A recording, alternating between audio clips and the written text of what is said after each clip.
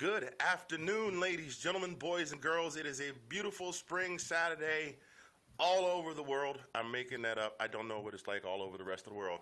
But I am exceptionally excited today because I have with me today the cast of one of the funniest movies I have ever seen in my soon-to-be 51 years of existence. It was released right in the Metro DC area where I was living at the time. The title of the movie is called Boxing Day, and today I have the cast of Boxing Day joining me. Ladies and gentlemen, how are you all doing today? Good. Wonderful. Good. You're on So here's what. Oh my, we've got family action going on back there. Sorry. So I'm going to have each of you introduce yourselves. I think, Jim, I don't know if you all can see each other in the same order. I can see you. Jim, we'll just start with you and have you go from there. Go ahead and introduce yourself. Yeah, hi, I'm Jim Murphy. I play the dad in Boxing Day, Dr. Martin Town, and it's important that you use the doctor. Dad, you're a You're a podiatrist. podiatrist. Yes, I was going to say that. It's still a doctor, okay? Just want to be clear for the record. It's A still foot a doctor. Just saying. Don't be shy. Oh, I'm Vicki Hartford, and I play begrudgingly Jim's wife, Beverly. And I could say I've known Jim for a long time, and he's never changed. And he is a podiatrist, not an MD. And actually, he's a veterinarian in real life. Next. Thank you, Mom. Well, those are my parents. Jim and Vicki played my parents. My name is Bridget Devlin Burke. I played Emmy Town in the movie. I am Jenna St. John. I play Grace Town, and Jim is not my father. We just had It's very important. You heard that here, our first Maury Povich moment on Indian Unsigned, ladies and gentlemen. Spoiler alert. Spoiler alert. I can tell you, I never quite got over that. And I'm Demetrius Parker. Most people call me D or Face. And I play Daryl in the movie. I play Emmy's husband. And yeah, these fine folks become my in-laws. you say Not that quite like so fast. you say that like you have a problem with it, sir. Yeah, so, it was just an interesting experience the first time we all met. Oh, was it ever? Boy, I'm sorry. Folks, if you're watching this right now, number one, welcome to today's edition of Indian Unsigned, Season 2, Episode 6. I am your host, Anthony Handy, a.k.a. Mr. Fingers, the Mad Karaoke DJ. Thank you so much for joining us. This movie, I'm just going to go ahead and get this out here right now. Everybody has a list of top 10 movies. Everybody. I don't care whether it's in your head or you've discussed it with people. And as I was telling Jenna before everybody else joined, Boxing Day is my second favorite comedy in my top 10 list because I've only got 3. And the only movie that ranks as far as comedies ahead of Boxing Day is Coming to America. So that is for me, and that's not me blowing smoke up your backside. I think it is an absolutely phenomenal movie, and I am honored beyond words to have you join little old me on this podcast today. So thank you for being a part of this. And my very first question is, whose idea was this to film this movie? I overheard some chatter before we came on. So Jim, I think you were the one talking about that. I'm gonna let you go ahead and expound on that. Yeah, well, I met Francis Abbey, who was the writer-director for Boxing Day, when he was working at College Park, and we met through other ways, and we had gotten together for lunch. Then we came back to my house here in Bowie, and he was telling me about the screenplay that he was, I think, either had already written or was in the process of writing, and it was just going to be sort of a modern reimagining of the Sidney Poitier film, Guess Who's Coming to Dinner, Spencer Tracy, back in, I think, the late 60s. So you just want to kind of update that, what would that be like in in sort of the modern, what was then the current time. And we were just sitting around, and I think he just started looking around my house and thinking, okay, I could put the camera here, and we could do this scene here, and this would work. So we just, and I guess this is how creative people work. He saw my house as a film set, And I was up for it, so was my wife Bernadette, and we were like, sure, Francis is a great guy. Anyone who knows him just loved him.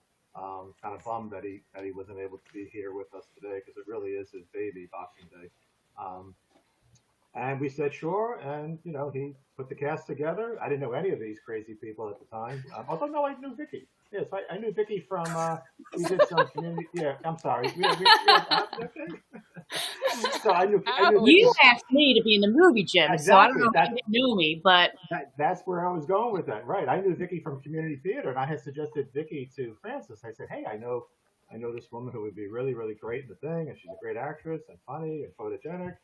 And so, yeah, that's how that happened, actually. And then I think, Francis knew everyone else, and he put the script together, and I am still amazed that the movie came out so well for, I think, $2,000 and 2 weekends. What? 2 Friday, Saturday, Sundays, 2 3-day weekends back to back, and that was it. And, for a shoestring budget. And it was just one of the most fun experiences in my life, actually. We laughed, and the outtakes were funny, and it was wonderful, wonderful experience. Wonderful experience. 2,000. You're telling me it took 2,000. You filmed all that with $2,000. Well, all of us, everybody worked for free. So everybody, who knew Francis, because none of us were paid. So that was a big part of it. So so it was just basically supplies and film, I guess, and pizza and trail mix, things like that, drinks. Chinese food to pretend to be African food. Chinese food that doubled as African food. Yeah. But it was very spicy. Okay? It was very spicy. Okay, and Daryl can attest to that. And that the Chinese food was from Mr. Hong's place, right? Of course, of course. Keep it in the family. Gotta keep it in the family. You had to mention that name. Huh? Great guy. Great guy. You know how much of a sore spot that is for me? Hey, calm down. Where's the Daryl? Where's the pipe? We need the pipe. Oh my God. Just don't get the fear. I don't want to get the fear. See, this is what I'm talking about. This is, you all obviously had, I could tell from watching the movie, you had great chemistry together. You watch a lot of comedies, and sometimes it seems forced, and then you find out afterwards that the cast members couldn't stand each other. But it seemed like you all had great chemistry, and the bloopers were hilarious. Mr. Parker, I'm going to go ahead and call you out because you probably had the two most memorable bloopers out of the whole shebang. The one where Grace took you down in the hallway, and y'all had to film that one like 3 or 4 times, and then the other one that you had with Danny, where you were going through the handshake, and then Danny kind of gave you the blue moon at the end there. And you have to explain that to me. Why was that? I mean, it seemed like that was there's some kind of joke behind that, and you were like, every damn time he got me. Like, what was that all about? Yeah, so when you're doing film, you're always trying to stay in character, and so the whole thing is, in this comedy, I'm playing the straight man, and so it's like, all right, I'm not doing, and I'm trying to stay serious. And every time Danny he would change it up and do something else that would make me break character. And that was his goal. He's like, I'm going to make you break character. And I was seeing, so I'm like, no, you're not. I'm a professional. You're not making me break character. And he made me break character. Even when he didn't, it was fun to watch him try. So how much of the movie, there were certain scenes that made the final cut where I could tell that you all were kind of barely holding it together. I don't know how you managed to hold it together filming this movie. Just like how much of that was there in the film? As far as what, as breaking character, or just trying to hold it together while you're legit doing the filming a scene. I mean, if you listen to the lines, listening to Jim, like, it's just, it was so funny to hear some of the things in the way that he would say it, or,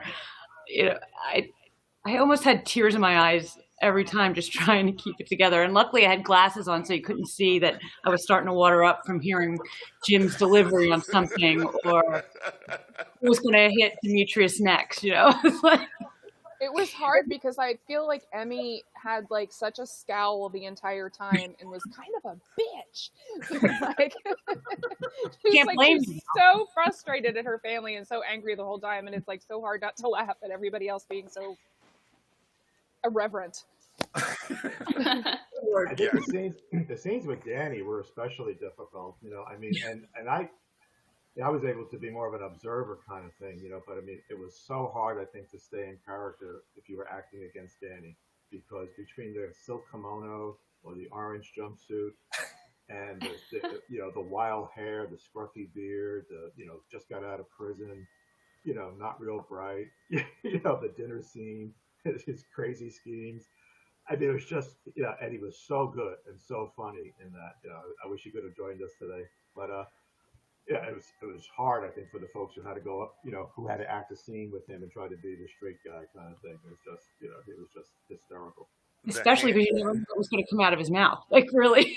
Yeah. Because he didn't always stick to the script. Yeah.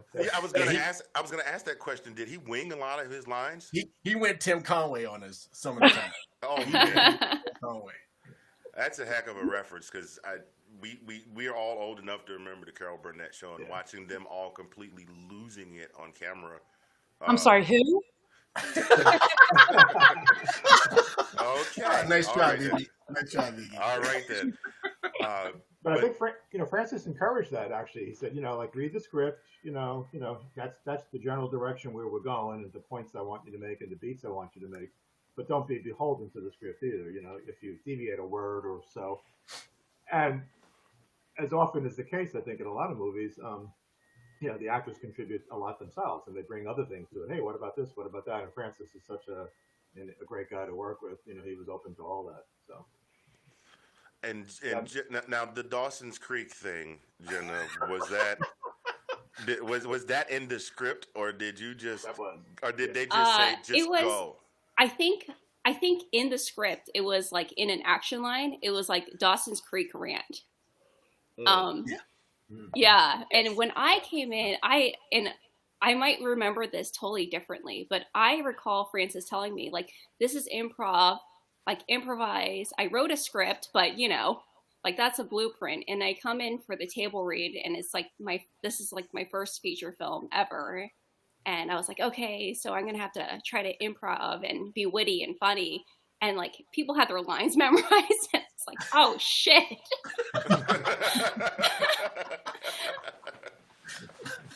I mean, I think you had, if I'm not mistaken, Jen, I think you had told that to Francis once, just casually, just off the cuff, and you had gone into the full 100% rant kind of thing, and I think he loved it, and I think it was just like, hey, if you can recapture that again, if you can do that again, it would be great. So I think that was the genesis of that. Yeah. Mm-hmm. Jenna is obsessed with Dawson's Creek. Let's fit it into the movie somehow. Right. Yeah, exactly. Okay. Wow. I remember being clueless. I had no idea. I didn't watch Dawson's Creek. I had no idea about that at all. Yeah. I loved every character, and you all talked about Danny and his improvisational steam-sealing abilities, but Grace meeting Daryl and commenting, I thought you were gonna maybe go Tiger Woods black. I thought, whoa, really progressive, but he's kind of like Wesley Snipes black. And that rang very personally with me, because I've always been, I'm in an interracial marriage demographic, and I've always been the darkest of my friends in the group, as Mr. Parker can attest to. I mean, I've had people say things to me like, for example, my 10-year-old son, my 23-year-old, who at the time was 10, once told me that I was so dark that every time I get out of my car, my oil light comes on. So that is a true story. It's a true story. Are you okay, Bridget? Yes, I don't even understand that. I'm thinking that's pretty advanced for a 10-year-old. Yeah. So it rang. I was like, oh, dagger, but that's funny as hell. Like Wesley Snipes. Okay, I got you. And then the scene with you and Demetrius in the hallway where you were attacking him, and he's like, "You'll love it, yeah. Men have been known to go blind." I'm just like, One of my favorite scenes with Vicki is in the foyer, and it's just a few feet here to my right, where she's talking to Bridget or Emmy, and she's fixing her hair, and so nice to see you, and it'd be nice if you came around more, and the typical mother-daughter drama. And then all of a sudden, Dee shows up with the Christmas gifts, and it's like, oh boy, who the fuck are you? It still makes me laugh, and I apologize if you have to delete or bloop out the expletive. Whoa! I told you, we are on the internet. We are not being governed by Okay, FCC okay. regulations. We're fine. I'm not gonna. Lauren Michaels is not gonna call me tomorrow. I cannot watch that or even think about it without cracking up because it's just. It really set the tone for the rest of the movie from there. It was the catapult, the roller coaster leaving the station at that moment. Yeah. Well, I don't even know how old my son was at the time. I think he was like 10 or 11, but he has been into film and is now since graduated college and as a film major. He remembers that line. He's like, I don't know if I thought the film was that funny or if I just thought it was so funny that you said fuck. And I was like, yeah. Yeah. Speaking of end of the movie, but like the way that you delivered that line at the end is like, I'm gonna get a hotel, get shit faced, and sing my little ass off, and then just add it just as a casual throw in and fuck a stranger. I think that was another improv line, if I remember correctly, or was that in the I don't even know. I'm so old I can't remember if it was an improv line. I think it was. It was? One of the funniest outtakes I thought too was from that scene. We filmed that right outside the house in the walkway, and it was filmed at night. And we had to make sure, passing cars and background noise and stuff like that. So it was multiple takes. And enough lighting for D. Yeah.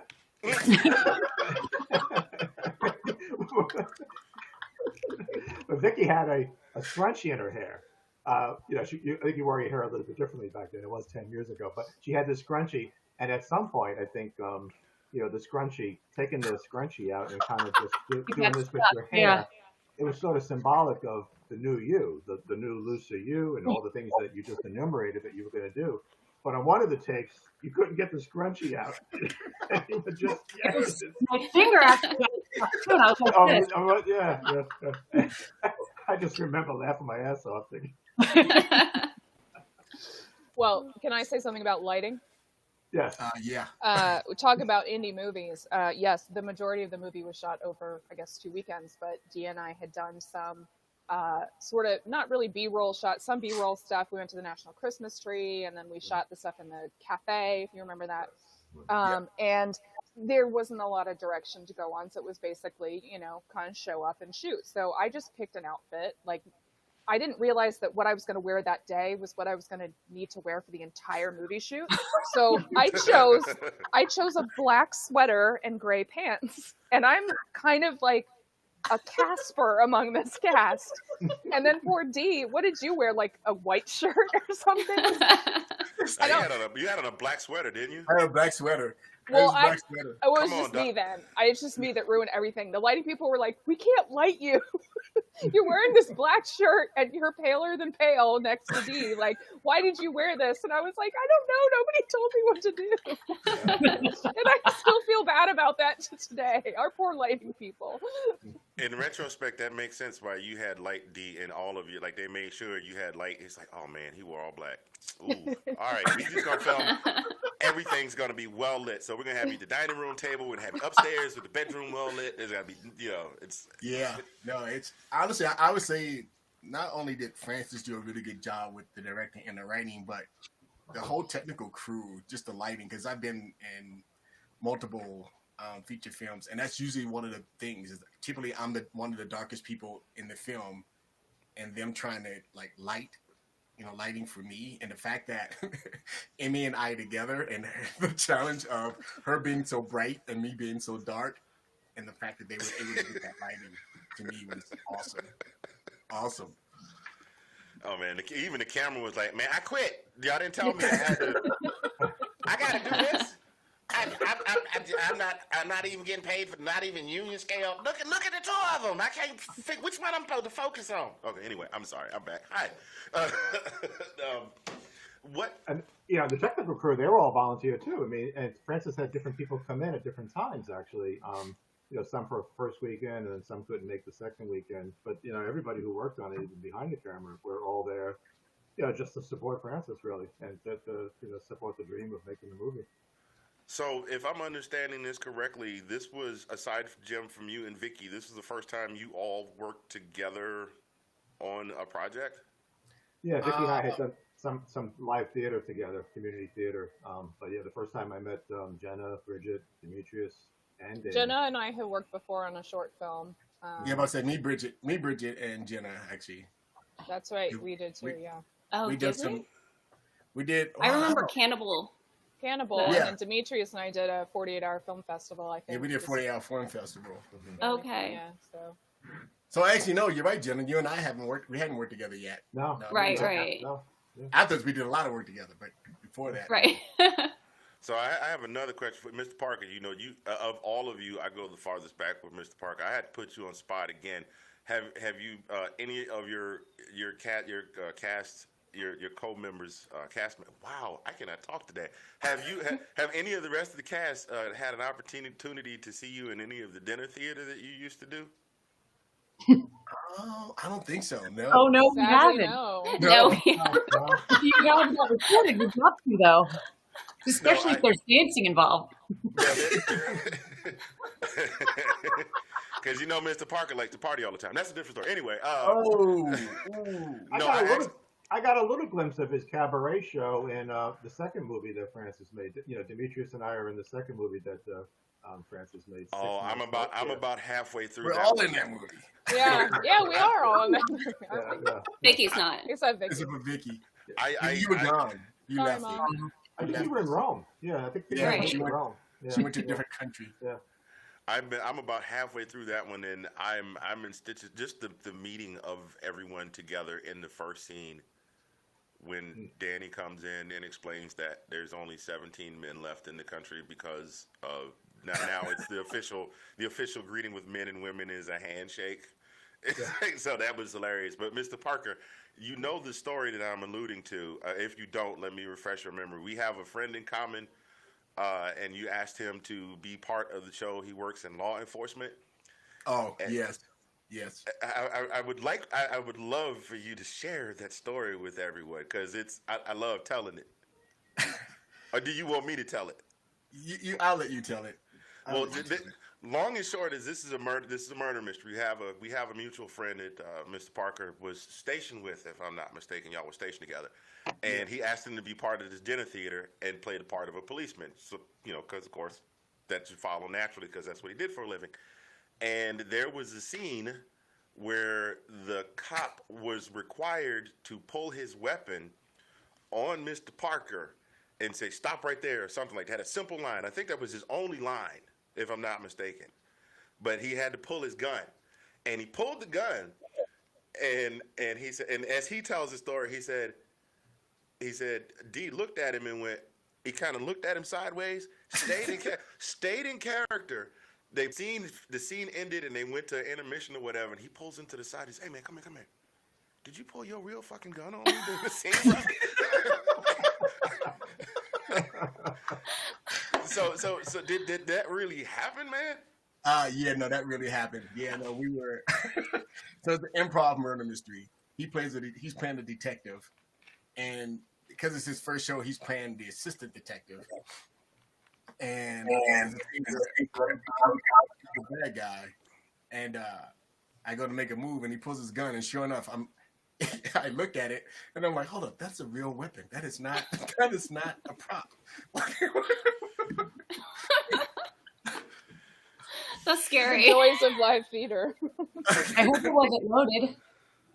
Yeah, I don't think so. He's definitely professional that way, but I think he thought, you know what, I'll make sure that it looks real.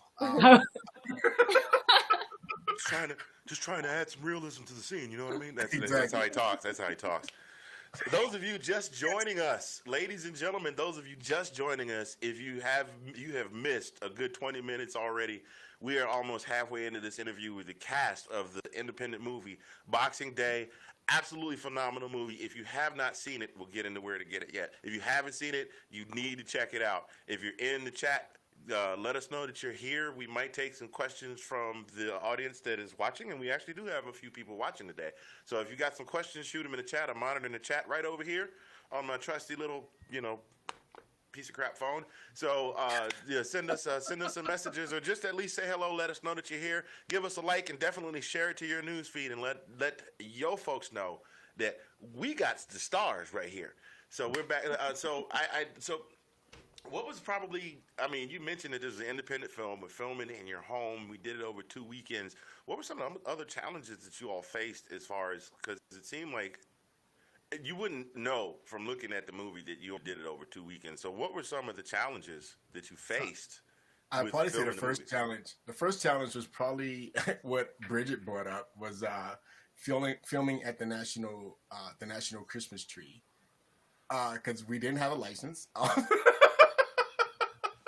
And we're trying. That would cost money. Exactly, because licenses cost money, and so you're trying to shoot at the national Christmas tree, where we didn't have anything blocked off, and trying not to get people's faces, but at the same time get our faces. And yeah, we were just a happy couple shooting some footage of us at the tree. Yeah. For your wedding. Yeah. Well, actually, no, because we remember the police came over, the Secret Service came over, and they were like, "So, what are you doing with the camera?" And we had to explain. And so, luckily, I guess I blocked that out. I don't remember. Yeah, no, I didn't block that out. I don't block out anything with police. Testify, one of the brother. things too is, Testify. we were filming, I guess, and I'm going to screw up the terminology, day for night or night for day or something, but we had to put black heavy plastic on all the windows. Yep. So at the end of the first weekend, rather than take it all down and have to retape it the following weekend, Francis and I agreed that we would just leave it up. But I tell you, if you ever live in a house where every window on your main floor is blacked out with hefty garbage bags, it gets to be depressing after about 5 days, because you don't have any natural light coming in it. You start to go a little stir crazy. And it was like, okay, we got to leave it up for the next weekend, rather than go through it all again. But that was a minor challenge. It was really disorienting. I remember filming, I think I was like eating mozzarella sticks or something with Danny, and we're like, what time is it? It's like 10 p.m. at least. And we looked at the clock, it's like noon. I was like, oh man. That's one of my favorite scenes, actually, is in the basement, when my character goes downstairs to find out what's going on in the basement, and you guys are getting high. And then, Martin tries it, of course, but that whole cluster of scenes there where, that leads into the Dawson's Creek thing, and then you ask Dee about the nature of your ass, and, I remember Dee's line is, don't let anybody tell you that's a fine ass. Don't let nobody disrespect the ass. You got a great ass. I think a lot of that was improv. I have the script in the basement, but I think it was improv. That was improv. Yeah. Oh God. And then Jen is like, "Thank you." And actually, we had to find something that we could try smoking. Actually, something that would actually, I think it was like vanilla tobacco or something. It wasn't real pot. That's what they told you, Jim, because it was your house. I was going to get to that question, because I Mr. Parker, I know, is one of the few people I know that does not partake in tobacco or alcohol or anything. Right. But you seem to play the part of a pot smoker very well, sir. He's a consummate professional. Sure. Research. And an instructor. Right, and telling people how to smoke it too. Just spend a little time down in the Southeast doing method acting. I'm just kidding. I kid. Remember, I'm from DC proper. So yeah.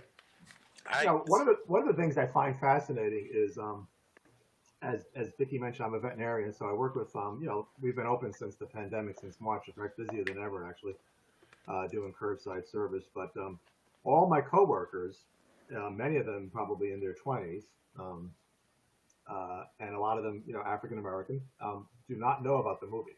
I never mentioned it, and I've often thought like, okay, what would they think if they saw this movie? Because veterinarians have, I guess the stereotypical images of, a medical professional or animal lover or whatever it may be.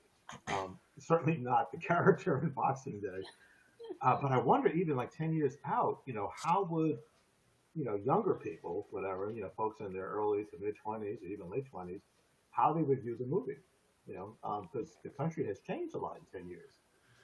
And what would the take be?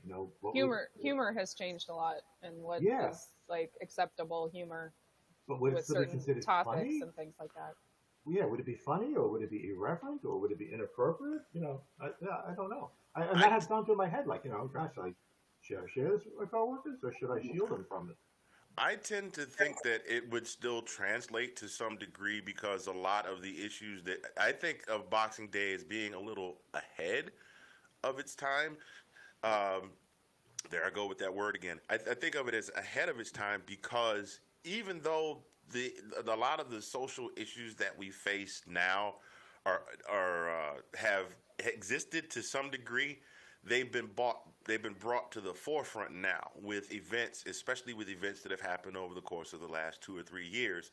So I think it would still be relatable. I mean, as I mentioned, my wife and I are in that very same marital demographic, and we went home. Actually, it was kind of like Boxing Day. The first time we went to visit her family. Her family lives right outside of. I'm not gonna give away where her family's from. Her family lives in the country somewhere, and we went to visit her family for the first time, and it was a large family gathering. It wasn't just her immediate family, because I hit it off pretty well with her sisters and her parents and everything, and the nieces and nephews. But it was a large family gathering, and everybody, I could just feel. I was the only one in a room of about 50 or 60 people, and I could just feel the eyes. And people were going out of their way to come over. It's like, oh, I was just going by the punch bowl. I just thought I'd come by and say hi. Oh, you must be her husband. It's so nice to meet you. You know what I mean? So I know that feeling. So I think it would still be a very relatable film, especially in 2021. Plus that. Anthony, based on that, what do you think is either your favorite moment in the movie or your favorite joke or something that I guess you found the funniest because you could relate to it the most, or what? The two, specifically the one that I mentioned where Jenna talked about being Wesley Snipes black, and the scene with you and Vicki where they were discussing the whole, because my wife hides nothing from me, and so she tells me some of the discussions that, not all of them, I'm sure, but she hides very, very little. I doubt she hides anything from me, but we've had conversations about the questions that she has been asked from some of her colleagues who are not so inclined to take a trip to Mother Africa, as it were. So, there have been people. I used to be a karaoke host, and we'd be in the bar, and she'd be sitting in the bar watching me work, and they'd be like, "Oh, that's your man over there," and they'd be like, "Mm-hmm, girl, go ahead." You know what I mean? So very, very. We watched it. It was hilarious to us just because we lived it. We literally lived it. It wasn't quite to that degree. My father-in-law didn't come out wearing a dashiki or anything like that, but a dashiki, right? A dashiki, yeah. Genuine dashiki. Oh, it's genuine, huh? Genuine. The beads I got. The beads were what country were the beads from? I forget now. But yeah, the character says, I think Demetrius points out, like, yeah, they're not African, and then I said, yeah, but the guy I bought them from was black. That was ad lib, actually. I think that was. I think that came from you trying to find props that would work for the movie. Yeah. I know the kimono that you guys mentioned was my grandmother's, that my cousin who worked in the Navy overseas sent as a gift one time. And there's like coconut monkey in the basement scene that belonged to my roommate that looked vaguely African, so we threw that in there. And I think that's where the bead thing came from. It's just like, well, they're not African, but whatever, we'll make it work. Yeah, they're not African, but the guy I bought them from was black. I think the dashiki was Frank Abbey, Francis's dad. I think the shirt belonged to him. Yeah. I was looking for it. I was going to wear it today, but I don't have it anymore. It went back to Francis. Because it's not yours. It's not mine. That's why I couldn't find it. May I just say for the record, Bridget, you almost made me spit water over everything.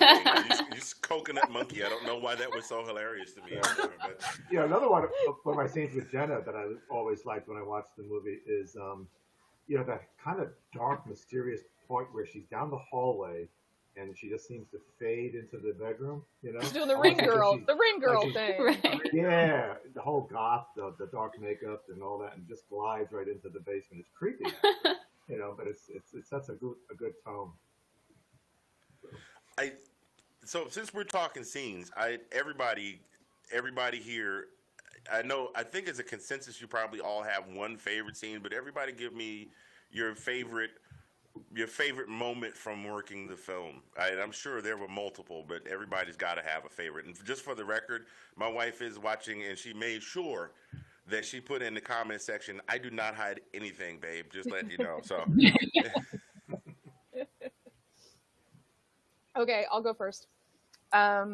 I have many favorite moments, but there is one thing that over the years, one line that I always go back to, and there is absolutely no reason for it, and I've said it, 100 times over my lifetime, is we have maps. Is that scene when Danny comes out and he's like trying to find some place, and it was like, where do we keep the maps? And Emmy's just like, we have maps.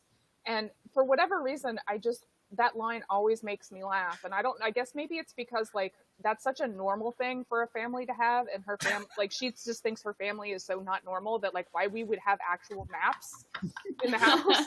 Like, and then we tell food? them to, yeah, exactly. Like we have food here, like we have maps in the house. And somebody says, Google Maps. And he's like, pretends like he knows what he's talking about. He's like, yeah, right. Googly Maps. And then he kind of walks off. But I mean, to this day, for 10 years, sometimes I just say, like, we have maps. And it's not even like a really strong, funny moment in the movie, but it's always stuck with me. I think one of my favorite scenes when I do watch the film again is between Danny and Demetrius when they're on the the love seat kind of thing, or a little bench in the family room, and the whole 60 acres and a mule, and he's like, what is it about mules? Do you even use them anymore? And it's this whole thing about trying to understand each other, and it just plays so funny. How many times did you all? Let me jump in here for a second. How many times did you all have to shoot that scene, D? Because I know he went at you hard trying to get you to break character during that scene. Yeah, I can't remember. It was multiple times. There was a multiple time scene. I cannot remember how many times though. But yeah, I mean that was his goal again. Probably at least 5. Yeah, at least 5 or 6 or 7. Yeah. It was so fun to watch, though, because you weren't all the background, and we're dying, right? Exactly right. So he's not only has to deal with Danny, he has to deal with all of us, like, trying to lose it. And I think Francis at some point was actually getting a little, like, knock it off, guys. He's getting annoyed. Get out of the room. Go somewhere else. Yeah. I mean, I would laugh at Danny before he even opened his mouth. I mean, just he didn't even speak a line, and I would be laughing. Watching his first introduction catapulting over the porch in the orange jumpsuit always remains to be one of my favorite visuals. Yeah, exactly. And it's filmed through the side doors on the patio, so you see him from a distance. Yeah. The best. Yeah. And Vicki, your scene where you're like, I had to run in the store and get some things, and then you come back with I think it was it an Obama T-shirt? That was yes, it was an Obama T-shirt. Afro sheen. The Afro sheen and everything. Black Sabbath, Black Crows. Yeah, every CD had black. I forgot about that. Remember that? No, I remember. I'm like, Black Sabbath. Thanks. And then, I mean, again, too many scenes to mention, but Bev and Emmy are outside. And this clip, I actually put a piece of in the promo. They're outside talking, and then you hear this crash, and you both go running into the kitchen. And Jim says, "I got him!" Like he was out hunting, and he was out hunting, and he just bagged an 18-point buck. I got him! He was way too excited for somebody to just hit somebody in the back of the head with a golf club. For so long, I keep thinking how Emmy is so uptight. She's been such a bitch. And then I revisit some of these scenes in my mind, and I'm like, no, she was perfectly justified in all of her feelings. Yeah. Shortly after the golf club scene, it's one of my favorite scenes with Vicki is, we're in the kitchen and, and Martin is so dense. He says to Vicki, he says, he's black. And, well, does she know he's black? Yes. And, and then I think she says, something about don't be a racist or whatever. And he said, I'm not a racist. If I have two people, if I have a white person and a black person, I see them, unless the black person's old, then I see the oldie first. It's like my own little affirmative action program. I love that scene. And I think to Anthony's point, that's one of those scenes that still resonates today, because when you talk to folks, not to get too political, but when you talk to folks and they say, that's the first thing they say, I'm not a racist. I have a black friend, right? I play golf with someone who's black. Or, so yeah, thinking of my funny scenes, I think, again, they're all funny. Trying in my head, honestly, the whole pot scene, because as you said, Anthony, I don't smoke. And so trying to think of how can I make wait, he had to make sure everybody knew. He looked in the camera. I don't smoke. I work for the government, so I want this on record. This is so but no, seriously, it was and then watching them and then watching, Jim talking about the fear. Is this it? Is this the fear? I don't want to fear. Is this a fear? I don't want to get the fear. The audio recording won't see your face. It was priceless. And then when he starts really getting into it, and then we can't take the pipe from him. It's like no. Give me the pipe, man. It's not your turn. It's like puff, puff, give, buddy. And then going back to the scene with you and Jenna, where she's like, "You don't want to fuck me?" and then you go into this long, you typical guy thing. You just start backtracking. It's like, no, under a different set of circumstances, you're hot and everything, but if circumstances were different, I absolutely let it. And then bam, she slams the door in your face. Because trying to be a gentleman is what you were. He was also in his future in-law's home with his future bride. Right. It was a little bit of a tough spot. Yeah, I will neither confirm nor deny that maybe I'm not Mr. Parker. I'm not trying to throw him under the bus, but I wasn't always married. That I may or may not have used that line a time or two too. It's like, nah, girl, I'm not with nobody. But what I'm saying, if things was different, we could do that. Dad, Mom, can I clarify that we did tell you later on in the movie that we had already eloped and we were married, which is still a bitch move on Emmy's part, but That's now right. still, y'all. That's right. I have coming from the chat, and I was going to allude to this, but I looked over and saw Mark Patterson. Thank you for watching. Mark. Somebody want a pizza? Yes. Yeah, one of my favorite outtakes. Did somebody order a pizza? From behind the couch. Okay, so is this one of the crew members or something like that? Yes. Yeah. Yes. Mark was on the crew. Today is his birthday. Happy birthday, Mark Patterson. Happy Thanks birthday. for tuning in. Birthday. Happy birthday, Mark. And yes, to this day, one of the best outtakes. Did somebody order a pizza? Yeah, after watching all of that. There goes the microphone. After watching all of that, and then at the end he just pops up from behind. Did somebody order a pizza? Yeah, because we had a lot of pizza. We ate a lot of pizza. Those 2 weekends. $2,000 only goes so far. We had to buy the Chinese food. Yes, Rosemary, you do have to watch this movie again. This for me is an annual. It has become an annual tradition in my house. Um, I watch Coming to America every year on my birthday, and every December 26th we break out Boxing Day and we watch Boxing Day, and then Bridget gets the annual Happy for over.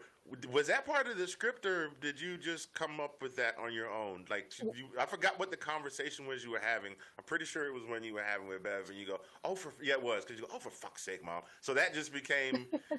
I hate to say it, but that's become the phrase I associate you with most. So you get that she gets a text every day, "Happy off day," and I look forward to it every year, and it is 1 month a day before my birthday, and it's one day after Christmas, and I know that on that day I'm going to hear from the great Anthony Handy, and I know that he's watching Boxing Day and enjoying it.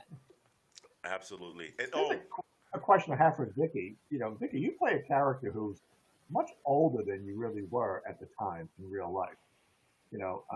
I'm older than you, and so I was more older. like. Yeah. Thank you. she jumped on that quick. She Right, jumped on yeah. that quick, didn't she? She was like much older. Yeah. You try to give her a little, Not really, but yeah, this is what happened good. Yeah, this is why we're divorced. But I mean, so how did you get into the role of Beverly? Because you were playing a mother of Bridget, and it was really a stretch when you think about it. Because age-wise, I'm not sure how old each of you are, but you would have had to have Bridget probably when you were like 12 or something. I don't know. Bridget looks really young though, so I will give her that. I decline to comment on that. I mean, did you channel like your own motherly experience or something? Or? I just tried to channel an annoying, know-it-all, mother-in-law type personality that I actually don't have an annoying mother-in-law, but like that you would typically see, and just really try and be like, really, like that. Work. Nailed it. Yeah. Nailed it. Nailed it.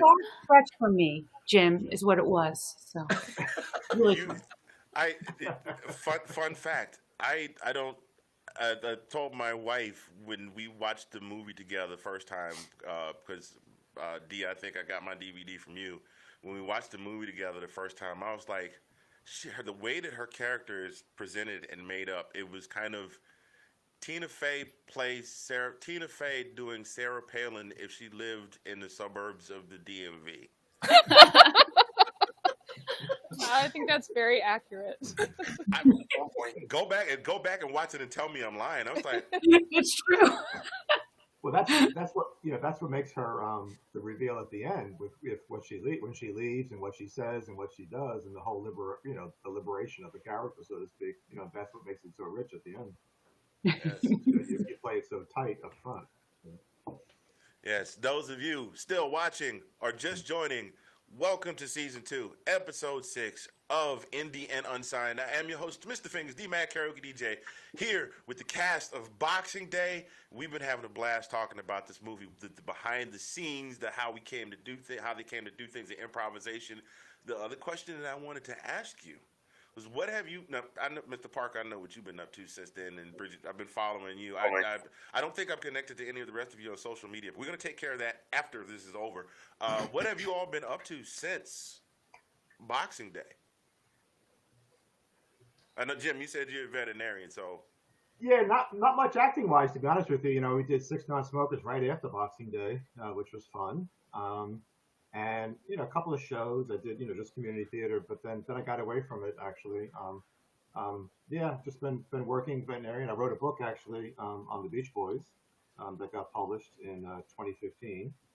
So that was a personal kind of a project of mine. And Jim, do I recall you were working on that when we were shooting the movie? I think we were. Yeah, I was working on it when we were shooting it actually. And it got published in 2015, so it's been out for 5 years. I met all the Beach Boys. It was kind of it's really really great actually.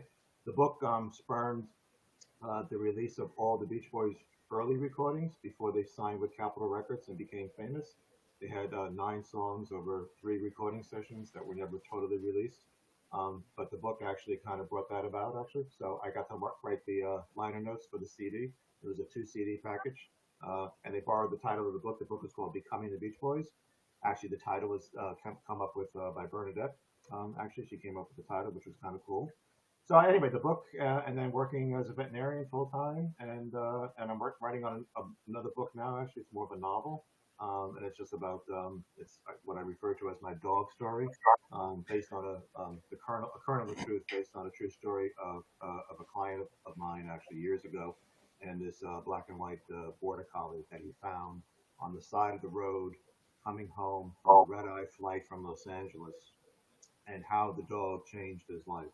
So, but anyway, the book kind of jumps off from there. So I've been working on that actually. I just love to write actually.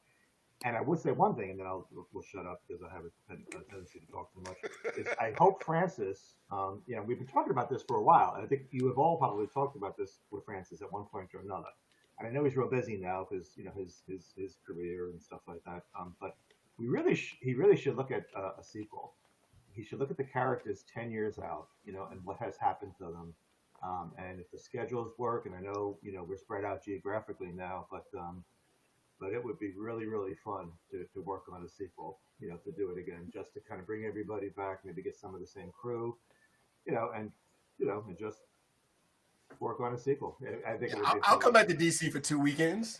Yeah, absolutely. Yeah. 2 And weekends. actually, for those of you that are out of town, you could probably even stay in the house, actually, upstairs in Jenna's bedroom. You kicked her out, right? Yeah, well, once I found out she wasn't really my daughter, I sent her over to Mr. Holmes.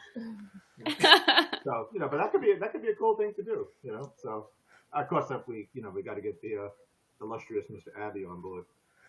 So you're gonna pull a Coming to America and film a sequel many moons after, huh? Okay, Sure, why not? I'm here. Why not? I'm here for it. Yeah, I mean, we all look good, except for Vicki. We all look good. Oh. Oh, Shots fired. Oh, Shots fired. Beverly, I tease you. You know I love you. I know. He's bitter because you left him. I know. How can I not be? How can I not be? Yeah. So who was the Beverly? Who was the lucky stranger? What? Wait, there's only one? I think Beverly probably has a more convoluted story than that that's going to have to be told in the sequel. Absolutely. Picture it, Alexandria, 2008. I guarantee you, Face, she probably found him at the Rocket Grill. I can tell you that. I don't know if any of the rest of you are familiar down on the corner of King and West in Alexandria. That was where I met Mr. Parker. That was my spot. I was there every night. When I was stationed at Fort Belvoir, as soon as I got off work and that place opened, I was up there. So what have you guys been up to? Somebody else jump in. Who's there. next? Vicki, you're next on my screen. Why don't you say? Oh, well, I had a baby at 40. Now she's 10. Now you know how old I am. And at least for another month. And we moved to Italy, and then I just came back. I really hadn't done anything in acting except for with kids stuff, like to try and do some performances for theater. And now we're moving again, and I'm moving to France. So for a couple of years, but I'll come back for a sequel. Oh, when are you moving to France? This summer. This summer. Oh, okay. wow. I Fun. know. So come visit. With George's Y'all- job? With For George's job. job? Yep. Yeah. For job. Okay, wow. Is Bienvenue George anywhere à close to being France. retired? What'd you say, Jim? Is George anywhere close to being retired? Yep. He will be, but not now. Yeah, I mean, he's got a 20-year retirement, I'd imagine, right? Yep. Yeah, okay. Yeah, I'm just wondering. That's it. I'm boring. Bet Jenna and Bridget and Dee are more exciting. No. My acting, I really, as far as film goes, that was not really my thing, and I kind of found myself in it a bit. Musical theater, I was a voice major in college, a trained soprano, and musical theater was really where my love was. I'd say after Boxing Day, I'd done a handful of shows. The last musical I did was Evil Dead the Musical, when I got to play 2 different characters, and it was very sticky, and it was outside. It was amazing. And I kind of unofficially retired because when we were shooting Boxing Day, I was actually dating one of the other members of 10 Sundays Productions, one of the producers. And we got married in 2009 and had our beautiful baby girl, who you may have seen earlier, both of them, in 2014. Saying your daughter is beautiful is an understatement. She's a wonderful cutie pie, and she has a big heart, and she seems to have a flair for the dramatic. Gosh, I wonder where she gets it from. She could be part of the sequel. Yes, yes, she could. All your kids, you bring the kids with you. They could be part of the sequel. Beverly could have had a kid, right? I was just getting ready to say I can see Beverly jumping on that. She says, "Ooh, the family genes are strong." This is Want to say hi? Jenna, what you've been up to? Tell us. I moved out to LA, I think almost 4 years ago, to pursue screenwriting, to be give it the old college go. Yeah. So mostly I write features, youth features, for teens and young adults. And yeah, I'm like properly struggling doing that, and it's great. I first moved out here and just trying to get better and be good enough, and now I'm finally at the point where I'm like doing pitches and stuff to really cool companies, and getting past. That's exciting. Yeah, it is, isn't it? Yes. Yeah. I give you a lot of credit for pursuing your dream, because, as you know better than any of us, it's a very, very difficult field. But a lot of kudos for pursuing the dream. Yeah, it's great. And the move out here was really good. And I think it just being out here, you see that it's an attainable goal. You drive by the lots or you work on the lot, and you're like, oh, people actually like play in this space. Mm-hmm. And you get invited for a day or two to play in the space, and it's like, okay, so it doesn't feel so pipe dreamy, Mm-hmm. Aww. Mm-hmm. Well, Mr. Parker. Yeah. So after the movie, like you said, film was entertainment has been my thing since I was a kid.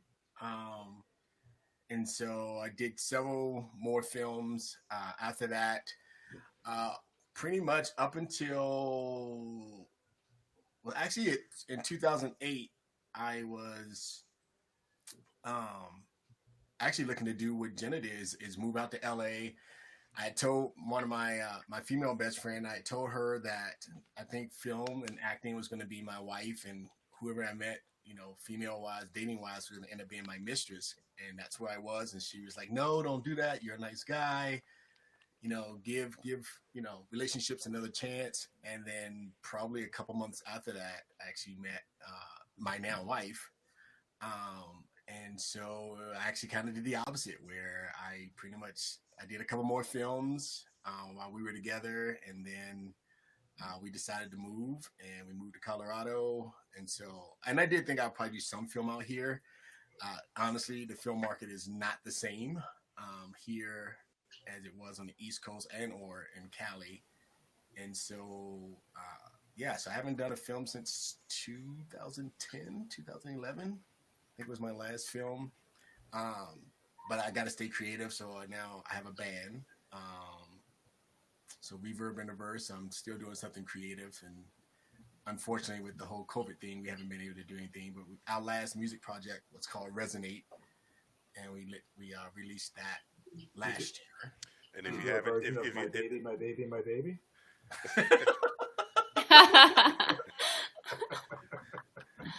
Now, I think I'm gonna do a remix to that one, but no, not yet. Yeah, absolutely, another remix. Yeah, if you haven't checked it out, by the way, gang, it's really good too. So I try and he and, like I said, we go way back. So we swap stuff back and forth like Comedy Fever.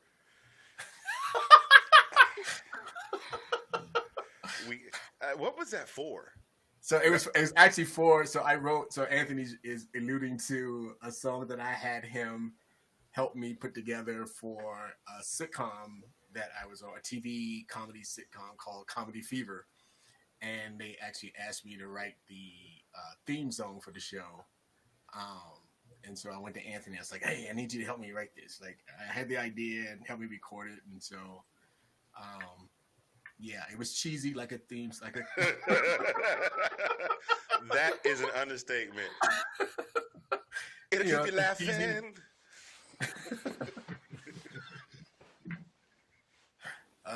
Here's a question for you, Anthony. Sir.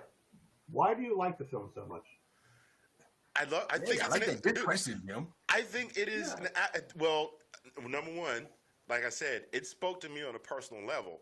I do not date any one skin color exclusively. I've been married more than once. My first wife was black. My current wife is white, and I had a couple more marriages in the middle, but we won't talk about that.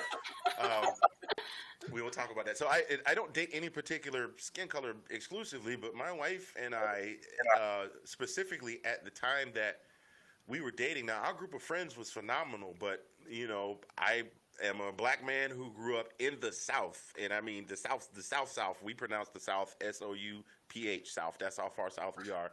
And here's my wife who grew up in a predominantly white rural area, and we come together, and some of the same concerns that that Daryl and Emmy had, or more so that Emmy had, because Daryl didn't seem too concerned before he met the family. That. What is it? Oh my God, I'm so sick and tired of trying to deal with you crazy white people. That was a classic line. So it spoke to me on a personal level, and then on top of that, I just thought it was a phenomenal film. I thought, I honestly, to this day, and the movie was released in what, 08, 09? 08. It was released in 08. Here we are, I can't do math, 13 years later, and I still think it is a phenomenal film, to the point where I dig it out every year and watch it. And the chemistry that you all have, the dialogue, the improv, I'm very into being entertained, especially if it's something funny. And this is the kind of movie, it's just like every time you watch Coming to America and the barber goes, oh, there they go. Every time they get to talk about boxing, white man got to pull Rocky Marciano out their ass. You know what I'm saying? And that's, I'm going to get off of that because I'll quote the whole movie. But it's a quotable movie, and there are scenes that every time, I don't care if it's the first time or the 50th time I've seen it, I will laugh my ass off like it's the first time I've heard it. And each and every one of you have your own individual, like no one person is the star per se of the movie. Each of you tickled me immensely with your performances, and that's going to bring me to something I'm going to bring up in just a bit. But that is why I love that movie, and that's why I wanted to do this today, because I wanted to introduce this movie to a whole new group of people. And I'm telling you, folks, that's the next question: is the movie still? I thought I saw DVDs available on Amazon. So yeah, so I think the DVDs that are on Amazon are folks that they're selling them on Amazon. There's like some of those merchants that bought like a bunch of copies. But when we released it, unfortunately, we could not get a distribution deal because what we learned, right? So filming is doing independent movies, you learn some things. And so there's a couple things. One, you can use the F word in a movie as long as it's not in a sexual context. And I think we use it in a sexual context a few times in the movie, which then puts it into a different rating level. And as an independent movie, it is hard to get that NC-17. And then we also, in that pot scene that we have, we actually have, is that Barry Manilow that's in the background? Who's in the background in that movie? Yeah, it's a cardboard cutout of Barry Manilow from a record store. Yes, and that's another thing that we would have to get permission to have his image in the movie, which we didn't know, right? We didn't even think about that. And I remember we even talked about having that cutout, and we're like, no, let's move it. Like, no, it's pretty cool. It's pretty cool to have him. It's pretty cool. However, you can watch it in full on YouTube.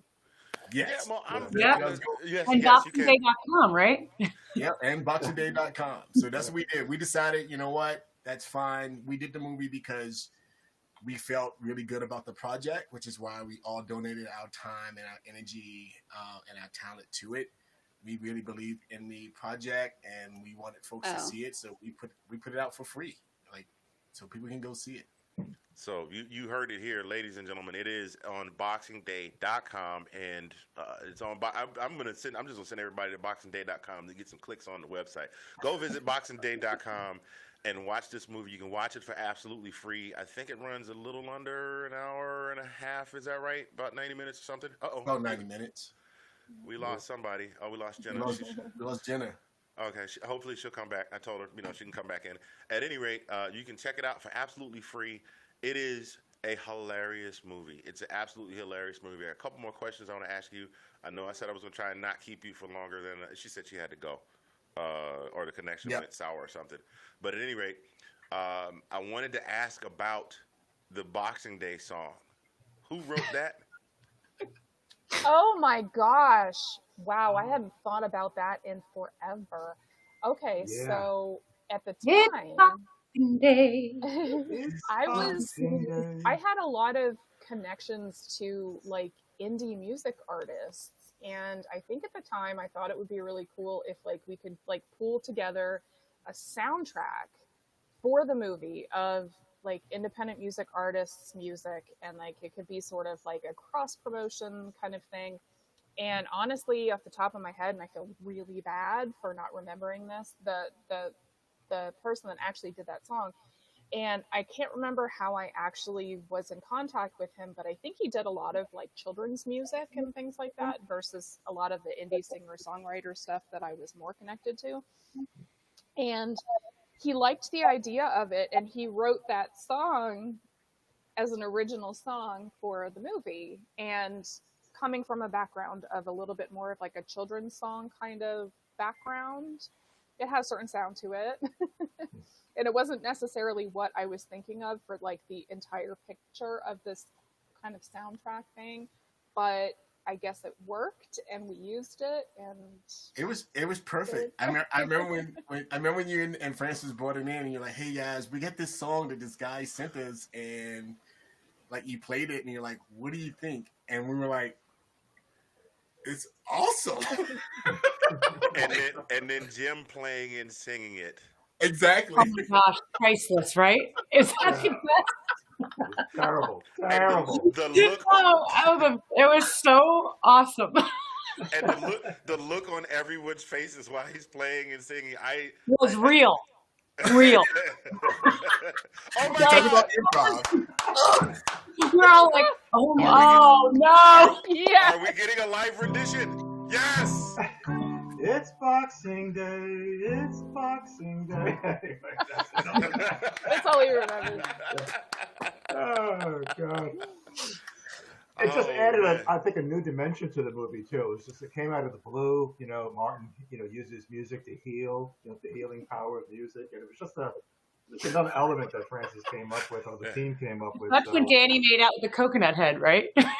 Yeah, exactly. Oh my God, that's right. Coconut monkey. Coconut monkey. Coconut monkey. Right. Oh my gosh. But Anthony, you touched upon something that I think is really, really true.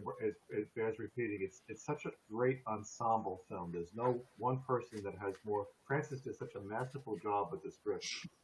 It's a really well balanced film. Everybody gets their chance to shine, and the interaction between so many of the different characters. So. Yeah, I mean, it's really a great calling card. When he finished it, and he had a DVD and kind of thing. It's like, hey, this was a great calling card. The thing for me was, I was like, I'm watching this movie, and we found out about it through Demetrius, our circle of friends, and we had at that time I had another podcast that was going, and we were pushing this like, you guys have got to check out Boxing Day. You guys have got to check out Boxing Day. So all of the people in our circle, and I guess assumed that it was doing. I didn't know you all hadn't gotten paid, but that's neither here nor there. But I just wanted to get the film because sometimes if you have an indie film that does well enough, somebody will be like, hey, that bears looking at. Let's go talk to these people and see what we can work out. But it was just, you're right. It was an absolutely incredible movie. I feel bad because Jenna was apparently patiently waiting to tell her favorite moment in filming the movie. She said her favorite scene to film was the Mr. Hong scene. Oh yeah. And she said Francis told her to go to 11 in that scene where she gives that really crazy laugh. I think like she was having a seizure. and and it was, God, it cracks me up every time. Like I told you, this movie, it never stops being funny. If I live to be 100 and DVDs are still a thing, you can still DVD players are still around. I will watch that movie every year on December 26th, and hopefully you all are around for me to give you all a happy Boxing Day message. The other, go ahead. Just really quickly, I just want to shout out Mark Patterson's chat where he says, "I love the tagline: a politically incorrect film about being politically correct." Right. Nailed it. That's all I have to say about Yes. that is he nailed that. He nailed that. Now the other thing I want to ask about, because we talked about improv lines. Okay, we pretty much gone through the whole film. There was a line in the movie, and I put it in the trailer, and you all probably know which one I'm getting ready to get to. It's right at the end of the movie. And I have known Demetrius for, I keep saying that. Like, okay, Anthony, we get it. You've known Face a long time. Stop talking about it. But he has been saying mad blessings since I have known him. Text communication, email communication, written Christmas cards, you name it. Posts on social media. Was that something that you guys got together and said you were going to do, or did he just, again, just throw that out at you out of nowhere? Yeah, and he stole it, is what he did. He stole it. Right out from under Demetrius, and then did he copyright it too? So, not here. And he's not here to defend himself. Yeah. So, apologies to you, Demetrius. Because and I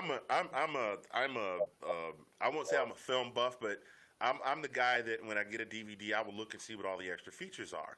So the second time I watched the movie, I watched it with the audio from the premiere, and like everybody in the studio, everybody there lost their shit when he says "mad blessings." Everybody, and I could tell because everybody knows that's your thing. So yeah, I sincerely, folks, I want to thank you so much for joining me today. This has been phenomenal. I could talk to you about this movie for hours. I know you all have stuff to do, and I actually, oddly enough, have another podcast scheduled to record right after I finish this one up today. Busy day, but I want to thank you from Bridget told me when I talked to her about this that I was quite possibly the #1 fan of the movie. I want to thank. Oh, no question. You hold that trophy, my friend. You hold that trophy. Wait a minute. Wait a minute. You sound like a stalker fan. Like, hey, I ate celery today, Bridget. No, What you doing? It's a good thing. But I absolutely love this film, and I am not kidding you when I tell you I have been having a serious fanboy moment for the last hour and 12 minutes because I can see how long we've been on. I'm actually sitting here talking with people that were featured in a film that is one of my all-time favorites. I told Face that the equivalent to that on the music end would be like if I got to sing on stage with Boys to Men, I just completely, So no, y'all laugh. There actually is some history behind the whole Boys to Men thing. That same karaoke bar that I mentioned. Mr. Parker and his friend our mutual friend that pulled the real gun on him in the dinner theater. We all frequented the same bar together, but I hadn't met them yet. I am a huge Boys to Men fan. At that time, karaoke had not gone digital. It was only what you get on CD. The only 2 songs they had in their book were Water Runs Dry and End of the Road. And so I used to get to the bar, and they were already there singing End of the Road. So, well, crap, I'll sing it again the next time. So as luck would have it, I got in the bar that night. They weren't there. The host said they hadn't been in yet because they used to do what I call a celebrity pop-ins. Like they would make the tour. They'd hit Rocket Grill and sing a song and leave and go someplace else and sing a song. And because the both of them were these celebrities, the DJ would kind of get them to the top of the list real quick so they could get out. And so they hadn't sang. I was like, cool. I was like, all right, take it down 6 keys because I don't have that range. And my voice is not up to take it down 6 keys. I'm gonna blow this out of the water. I start singing. I'm about halfway through the second verse. I'm at the point where the bass is the girl. you left me and all that. I was at that point, and I was surveying the crowd. You know, I'm single at that point, so I'm surveying the crowd to see who's swooning. And as I pan the crowd, I see Mr. Parker and his friends standing there with their arms folded, just looking at me like, because I had the audacity. They were like, "Who is this fool got the audacity to be singing our song?" But after all was said and done, they sang another couple other pieces, and after a while, we started hanging out. We've done music together. We've done shows together. So that Boys to Men reference that I made is a real thing between me and Mr. Parker. We wound up doing a charity show about 11 years ago, and we all sang "End of the Road" together. Yep. So, anyhow. Hey, Anthony, Jenna's trying to log back in, but it says you need to let her in. Oh, is she? I'm sorry. Is she sitting in the room? My bad. Yep. My bad, yo. I didn't know you was robbing the store, Jenna. Hang on. I'm coming. There she is. I see you. Hey, I'm sorry. You're fine. I was just listening. Normally, normally the thing will give me a notification. It'll say in my ear, "Jenna just joined." I didn't get that, or maybe I was talking. Once again, Jenna left out, just like the movie. I did. It always was a little different. I did tell them about your favorite part being Mr. Hong say, but please, I want to get your perspective. Can you, matter of fact, just for the people, one more time, can you give them the Mr. Hong laugh, please? Oh, how was it? I have to hear Francis's voice. Take it to 11. Take it to 11. You're already at 11. No, you got it. That wasn't 11. That wasn't 11, Jenna. That was like a 5.5. I need Bridget's face right here. Is that better? Does help. And again, another one of those moments when I think Bridget almost completely lost it because she just turned around and right in the wall and then scene. I'm back. Probably. But I do. Do any of you? Well, I guess you, since you all aren't really doing it, you want to put out put your links out where people can find your other work, your non-smokers and the other movies that you've done? So Six Non-Smokers is on Tubi right now. So if you have Tubi, Tubi, you can watch Six Non-Smokers. Boxing Day you can watch on YouTube and at boxingday.com. And then when you're on Tubi, you'll see some other movies that I've been blessed enough to be a part of. I do want to share again what everyone else said is just the ensemble. It was great working with each of you in this movie, and the fact that none of us came in with ego, and so all of us were able to shine in the way that we portrayed our characters, and it was that the well balance of the writing, like I said, the lack of ego and the passion that we all had for making the film just made it a joy, and still one of my, no offense to any of the other films that I've been in, but still one of my favorite films to talk about. And I got paid for some of the other ones. But it's still one of my favorite films. So thank you all for those memories and for those moments, because they're always going to be treasured, and we have them on film. Agreed. Yeah. Amen. Very well said, Dee. Yeah, very well said. I would echo that. Absolutely, just one of the most fun experiences in my life. Great group of people. No one, no expectations. Very little rehearsal. Just kind of, a little bit before the camera rolled. It was just, it felt like a family actually each weekend. I mean, it was just a great experience. And also, I give a little shout out to my lovely, smarter other half, Bernadette, who helped cater some I'm of going the to test things. that. She's way smarter. Absolutely. I'm not as dumb as More And talent. she was a real trooper to have the whole cast and cameras and the gear and the dark windows and stuff like that, and put up with all the nonsense and craziness. And she was also the dog wrangler too, because we had 3 little dogs that Francis put at the trail at the end of the movie. You see the dogs barking and running down the hallway. So she was the dog wrangler to keep the dogs quiet. So little thanks to Bernie for putting up with all the craziness and being a good team player. Absolutely. Yeah. I hope Francis does it again. I do. And Anthony, it'd be great to, I don't know if there's an audience for a sequel or whatever, but I would love for Danny and Francis to be part of this sometime too. Just to hear their input. Oh, I absolutely, because I mean, you can't have another Boxing Day without Ricky. You can't do it. Nope. Because the sequel has got to be the one where he reveals what it is about the Powernesium that it is that he's, you know what I mean? And we had to find out what happened when you guys went down to Rancho Padre? Something like that. like, where are they now? Actually, okay, I'm not going to campaign. There's a lot of possibilities for little spin-offs. Yeah. They're like a little Arrested Development thing where you have so each person's story kind of popping up. Arrested Development.